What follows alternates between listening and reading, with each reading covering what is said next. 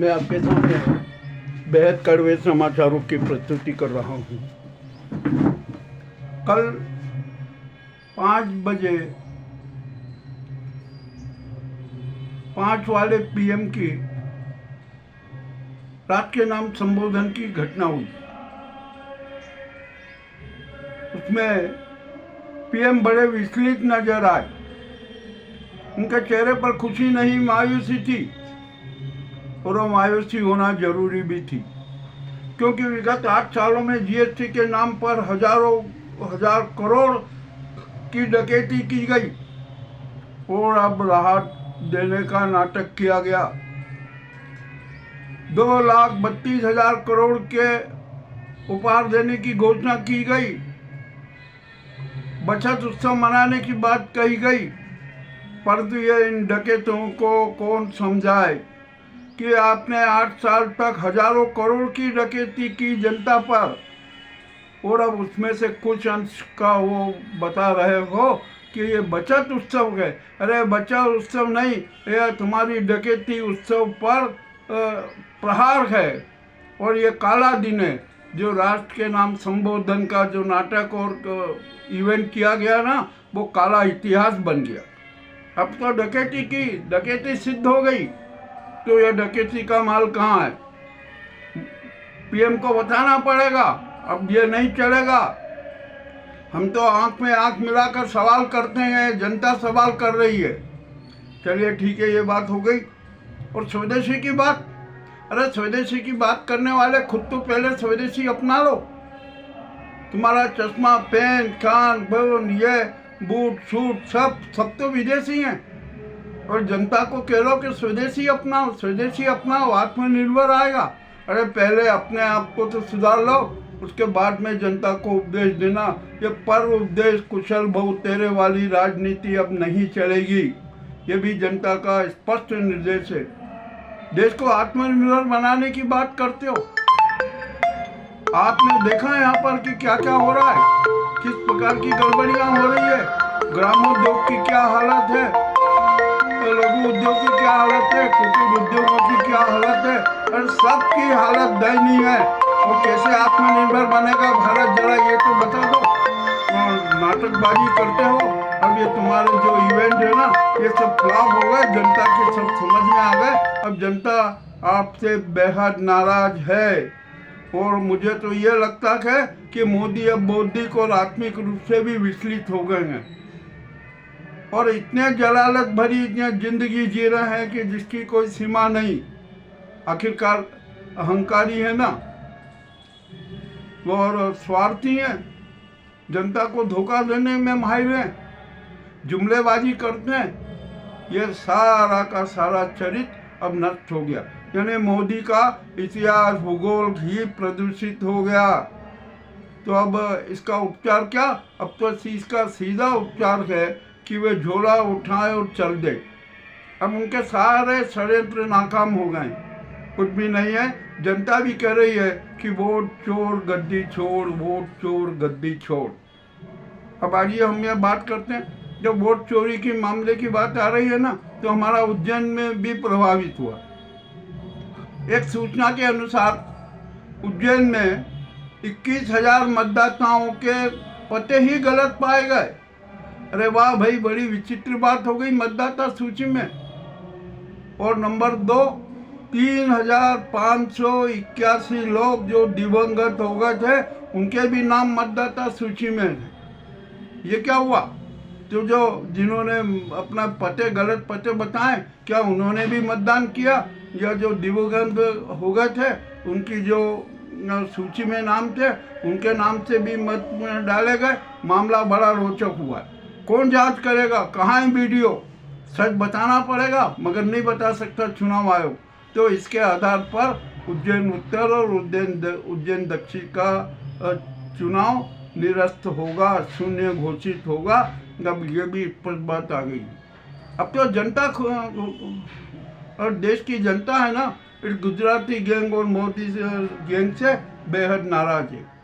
और जनता खुले रूप में कह रही है, स्पष्ट रूप से कह रही है कि मोदी, अमित शाह, डोभाल, नड्डा राजीव कुमार, ज्ञानेश कुमार गुप्ता को तत्काल गिरफ्तार किया जाए और गिरफ्तार कर रिमांड लिया जाए और रिमांड में 3rd डिग्री का प्रयोग किया जाए और इन्हें 20 घंटे के लिए हेलीकॉप्टर बना दिया जाए। ये अपने सारे सारे अपराध स्वीकार कर लेंगे, ये भी हम दावे के साथ कहते हैं। अब आइए यहाँ पर हम बड़ी बात, विचित्र बात और एक विचित्र और विशेष सूचना दे रहे हैं। ये हमारे देश में CIA के कितने एजेंट हैं, उसकी भी सूची जारी करें। क्या NIA के पास में उनकी सूची है? और जो सत्ता पर काबिज हैं वो क्या है, इसकी भी जांच करके बताएं। मगर NIA जांच नहीं कर सकता, क्योंकि पुलवामा और पहलगांव जैसे आतंकी हमले की निष्पक्ष जांच नहीं कर सका, तो CIA के दलालों की जांच क्या करेगा? CIA की दलालों की सूची में और CIA के गुलामों की सूची में बड़े बड़े विचित्र विचित्र नाम हैं। और ये धन बल के आधार पर है ना, ये धन बल के चिंटू CIA की गुलामी करते हैं। कौन है वो लोग जो अमेरिका गए और वहाँ से ट्रेनिंग लेके आए? उनका सारा खर्चा किसने उठाया? अमेरिका प्रशासन ने। और जो बांध भर के आए कि हम अमेरिका के हितों की रक्षा करेंगे, उसके संरक्षक रहेंगे, इस बात का भी खुलासा NIA करे। हम जानते हैं NIA ने नहीं करेगा, ये भी हमारे सामने स्पष्ट है। अब यहाँ पर हम एक बहुत बड़ी बात कहना चाहते हैं। हमारे देश में फर्जीपन का राज चल रहा है, झूठ का राज चल रहा है, सत्य की हत्या की जा रही है, सांप्रदायिकता फैलाई जा रही है। इस देश को गृह युद्ध की आग में जलाने की योजना बनाई जा रही है। हिंदुत्व के नाम पर क्या क्या किया जा रहा है, किसी से छिपा नहीं है। मामला अति घातक है। तो ऐसे तत्व को कौन प्रसाद दे रहा है और ये कौन फैला रहा है? ये जो राष्ट्रद्रोह कौन कर रहा है, समाजद्रोह कौन कर रहा है, इसकी भी जानकारी NIA जनता को दे। और अब कुछ भी नहीं है, यहाँ पर तो स्पष्ट है कि ये भाजपा और भाजपा के जो चिंटू है ना, ये सारे कुकृत्य कर रहे हैं। आज से नवरात्रि पर्व शुरू हुआ। नवरात्रि पर्व के पूर्व दिन से ही यहाँ पर देश में सांप्रदायिकता का माहौल बना दिया गया। अरे गरबे सार्वजनिक होते हैं, ये भी सही है। और उस गरबों में आप कह रहे हो हिंदू ही आए, अरे माता रानी का तो हर भक्त है। आप बागेश्वरी देवी का जरा इतिहास उठा के देख लो, कौन से परिवार की है, क्या है, और आज हम जिसको पूज रहे हैं, मान रहे हैं। मामले बड़े अति रोचक है। अरे चुनाव आयोग तो धृतराष्ट्र है, ये गुलाम है। ये तो चुनाव आयोग नहीं है, ये तो भाजपा आयोग है, मोदी आयोग है। ये इसकी घिनौनी हरकतें किसी से छिपी नहीं है। ये तो देश के साथ गद्दारी कर रहा है, समाज के साथ गद्दारी कर रहा है, प्रजातंत्र के साथ गद्दारी कर रहा है, संविधान के साथ गद्दारी कर रहा है, जनमत के साथ गद्दारी कर रहा है। इसको तो कठोर से कठोर सजा दी जाना चाहिए। अब यहाँ पर आइए, हम यहाँ पर हमारे राष्ट्रपति जी की भी बात करना चाहेंगे कि राष्ट्रपति जी तो धृतराष्ट्र हो गई हैं, उनके जुबान से शब्द नहीं निकल रहे और शायद उनको, मुझे तो ऐसा लगता है कि जो जन आवाज़ है ना, वो भी सुनाई नहीं पड़ रही है। और वो तो नाजी गुजराती गैंग के हाथों की कठपुतली बनी हुई है, वो उसी के उसमें खेल रही है, उसी के हाथों से खेल रही है। जो नाजी गैंग, ये गुजराती गैंग वाली सरकार चाहती है ना, वो ही वो कर देती है। मगर देश की जनता भी बड़ी सतर्क है, देश की जनता भी बड़ी विवेकवादी है, उसका विवेक चैतन्य हो चुका है और वो सकारात्मक चैतन्य है। जन अदालत ने स्पष्ट निर्देश कर दिया गया कि देश में कोई सरकार नहीं, राष्ट्रपति शासन लागू किया जाए और लागू हो चुका। यह चाहे राष्ट्रपति मुर्मू घोषणा करे न ना करे, जनता ने घोषणा कर दी है कि देश में राष्ट्रपति शासन लागू है। इस मुल्क के मालिक जनता है, यह नौकर नहीं है कि जो अपनी मर्जी के हिसाब से काम करे। यह जनता का निर्देश है। और ये नाजी सरकार को तत्काल अभी भंग कीजिए, हटाइए उनको और जो भी वो आपको सुझाव भेजे राष्ट्रपति को, जो है अध्यादेश के रूप में, अन्य मौखिक रूप में, उन्हें भी निरस्त किया जाए, उन्हें स्वीकार नहीं किया जाए और राष्ट्रपति स्पष्ट कहें कि आपको अधिकार नहीं है। जनता ने आपको नकार दिया है, तो इतनी साहस तो राष्ट्रपति को करना पड़ेगा, उठाना पड़ेगा, मगर वो उठा नहीं सकती, हम जानते वो नहीं उठाएंगी। तो इसलिए देश की जनता की अदालत ने भी निर्देश दिया है कि राष्ट्रपति महोदया, यदि आप राष्ट्र धर्म, राजधर्म, जन धर्म, संवैधानिक धर्म, प्रजातांत्रिक धर्म नहीं निभा सकती है ना, तो आप भी पद से हट जाइए, बिल्कुल हट जाइए। यह जनता का जनादेश है। अब यहाँ पर हमें चुनाव आयोग तो कुछ करेगा नहीं।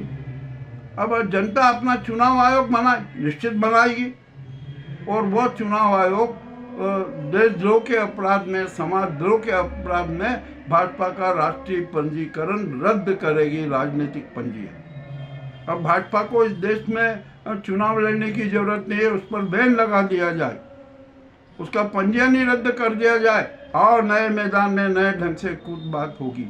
ये भी एक बहुत जरूरी कदम है, ये भी कदम उठाना चाहिए, परंतु कौन उठाए। अब हम तो सुप्रीम कोर्ट में SIT गठित हो गई है, अब तो सुप्रीम कोर्ट को ही स्वतः संज्ञान लेना चाहिए कि देश में क्या क्या हो रहा है, किस प्रकार के नाटक किए जा रहे हैं, किस प्रकार के घोटाले किए जा रहे हैं।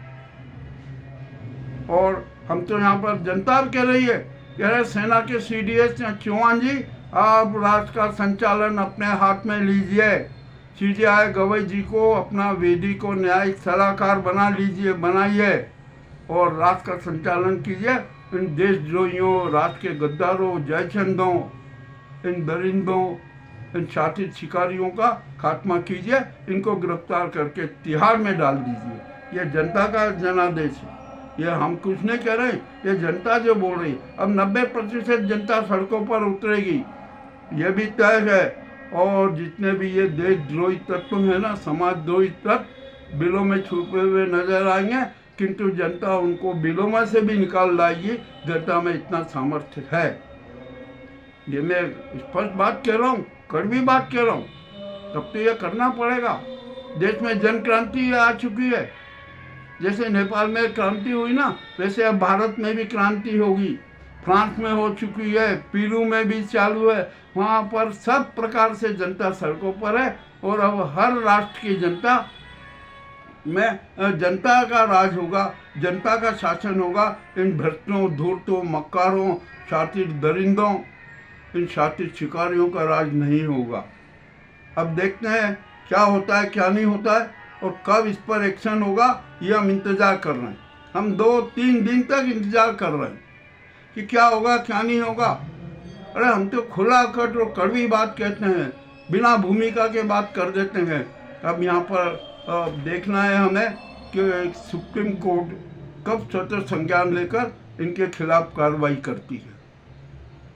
बहुत जरूरी है देश में संविधान की रक्षा करना है, कानून की रक्षा करना है, जनता की रक्षा करना है, जनता के अधिकारों की रक्षा करना है, सनातन धर्म की रक्षा करना है। इसके लिए हमने जो कड़ी कड़ी बातें कही है और जन अदालत ने जो जनादेश दिया है ना, वह बेहद जरूरी है। उसको मूर्त रूप दे, और सुप्रीम कोर्ट हम मूर्त रूप दे दे। कोई ये नहीं देते, राष्ट्रपति नहीं करती है ना, मत करने दीजिए। सुप्रीम कोर्ट की SIT गठित करके आप ये निर्णय कर दीजिए कि इस प्रकार का यहाँ पर ऐसा होगा। CDS को बुला लीजिए, CDS से चर्चा कर लीजिए, और CDS और सुप्रीम कोर्ट इस राष्ट्र का संचालन करे। ये जनता का जनादेश है। बात मैंने बहुत कड़वी कड़वी की है, और सच कहना यदि बगावत है तो समझो हम भी बागी हैं। अरे आप हमें कहो अर्बन नक्सली होगा, ये कह दो हम। और यदि जब सरकार से सवाल करने का हम साहस रखते हैं, और यदि आप हमें अर्बन नक्सली कहते हो, तो हमें अर्बन नक्सली बनने पर भी गर्व है। हम तो गर्वित होंगे कि हम आज जनता की बात करते हैं, जनता के जो भावनाएं उसको प्रस्तुत करते हैं। मामला बड़ा विचित्र है। अब हम यहाँ पर उज्जैन के नेताओं का भी पूरा काला चिट्ठा खोलेंगे कि उन्होंने किस किस प्रकार के शातिर षड्यंत्र रचे, उनका चरित्र क्या है, उनका इतिहास भूगोल क्या है, ये भी हम बताएंगे। हम किसी से डरते नहीं हैं।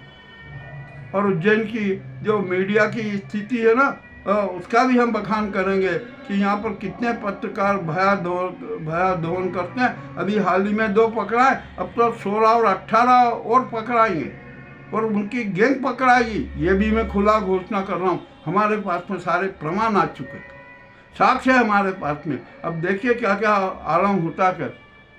हम किसी से डरते नहीं हैं, हम तो सच की आवाज़ लड़ते हैं और सत्य ही ईश्वर है, उसी की आराधना करते हैं और सत्य के लिए अपने आप को बलिदान भी कर सकते हैं। ये हमारी स्पष्ट घोषणा है।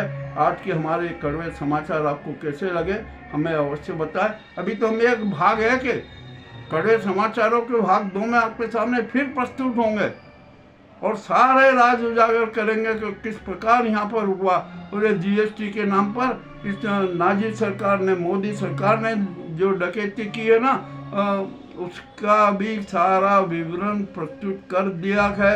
जनता को भी पता है और इन डकैतों से वो डकैत राशि भी वापस दिलाने की पहल करेंगे, जनता को सारी राहत देंगे। अब ये मामला बड़ा विचित्र हो गया।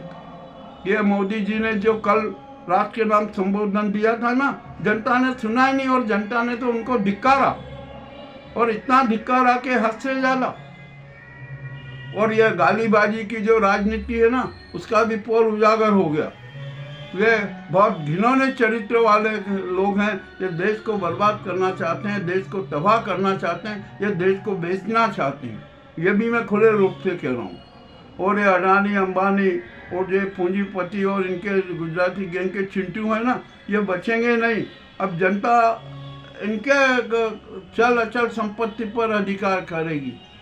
और ये गुजराती गैंग ने तो संघ का पोस्टमार्टम कर ही दिया कि इनके पास में अरबों की चल अचल संपत्ति कहाँ से आई, इनका भी सारा राज उजागर कर दिया। तो अब ये संघ भी बड़ा संकट में। अब मोहन भागवत बेचारे क्या जवाब देंगे, क्योंकि सरकारों ने ही तो उनको धन दिया है, जमीनें दी हैं, ये भी बड़ा उचित है। और विदेशों से भी उनको सहायता मिली है। अब मोहन भागवत जी भी बड़े विस्तृत हो गए हैं कि क्या करें क्या ना करें। ये तो मामला बड़ा उजागर हो गया। उनसे इसका एक बहुत अच्छा रास्ता है। यदि आपको इन संकटों से बचना है ना, तो आप संजय जोशी को भाजपा का राष्ट्रीय अध्यक्ष बना दीजिए। वो इनके सारे के सारे राज उजागर कर देंगे।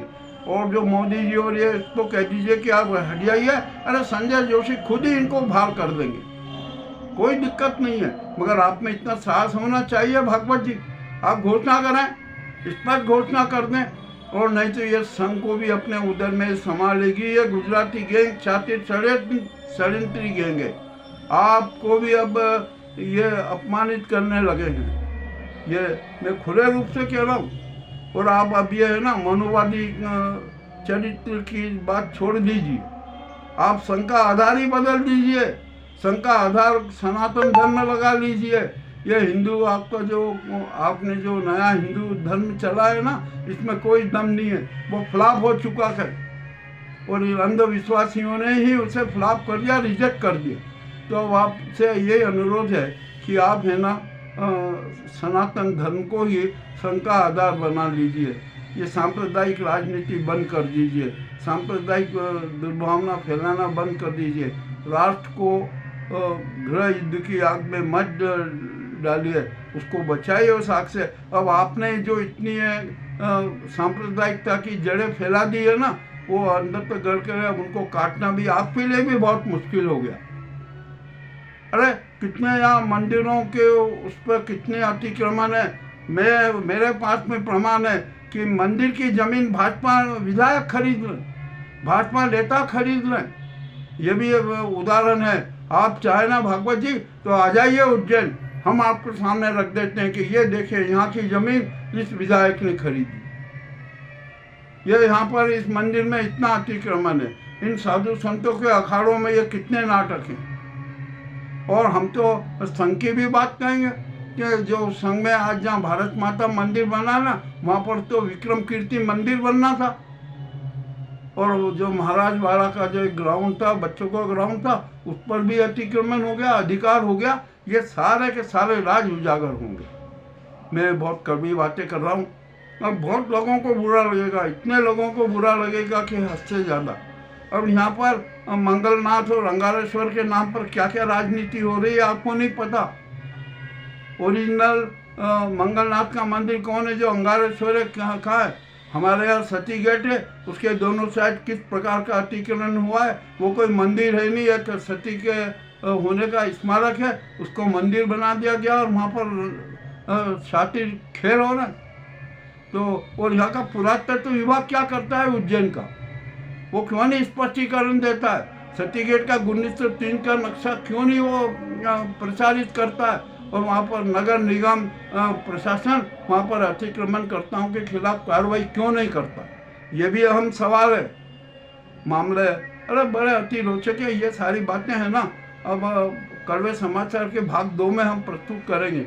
हाल फिलहाल तो हम ये राष्ट्रीय स्तर पर कर रहे हैं ना, और अभी जल त्रासदी 28 तक जारी रहने का संकेत आ चुका है। एक भारी चक्रवात आएगा, तूफान आ रहा है, इतना भयंकर तूफान आएगा कि उसमें भी भारी नुकसान होगा और 28 सितंबर तक बहुत बड़े संकट का सामना करना पड़ेगा। ये आज के महत्वपूर्ण समाचार है, हमने प्रस्तुत किए हैं। आपको कैसे लगे हमें अवश्य बताएं। बहुत बहुत धन्यवाद।